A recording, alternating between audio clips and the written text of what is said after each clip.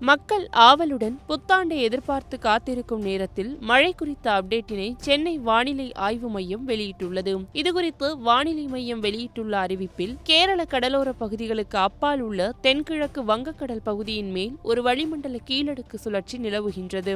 தெற்கு கடலோர ஆந்திர பிரதேசம் மற்றும் அதனை ஒட்டிய பகுதியின் மேல் ஒரு வளிமண்டல கீழடுக்கு சுழற்சி நிலவுகின்றது. இதன் காரணமாக டெல்டா மாவட்டங்களில் ஓரிரு இடங்களில், காரைக்கால் பகுதிகளில் டிசம்பர் 29 லேசானது முதல் மிதமான மழை பெய்யக்கூடும். ஏனைய தமிழகம் மற்றும் புதுவையில் வறண்ட வானிலை நிலவக்கூடும். இரவு அல்லது அதிகாலை வேளையில் ஓரிரு இடங்களில் லேசான பனிமூட்டம் காணப்படும். மேற்கு தொடர்ச்சி மலை மாவட்டங்கள் மற்றும் தென் தமிழகத்தில் ஓரிரு இடங்களில் டிசம்பர் 30ஆம் தேதி லேசானது முதல் மிதமான மழை பெய்யக்கூடும். ஏனைய தமிழகம், புதுவை மற்றும் காரைக்கால் பகுதிகளில் வறண்ட வானிலை நிலவக்கூடும்.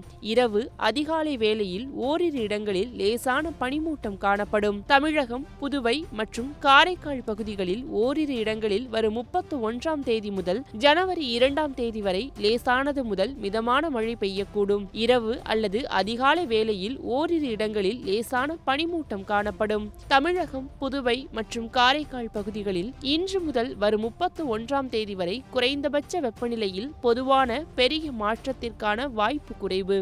ஓரிரு இடங்களில் 2 முதல் 3 செல்சியஸ் இயல்பை விட குறைவாக இருக்கக்கூடும். தமிழகத்தில் நீலகிரி மாவட்டம் மற்றும் கொடைக்கானல் மலைப்பகுதியில் ஓரிரு இடங்களில் இரவு அல்லது அதிகாலை வேளையில் உறைபனி ஏற்பட வாய்ப்புள்ளது.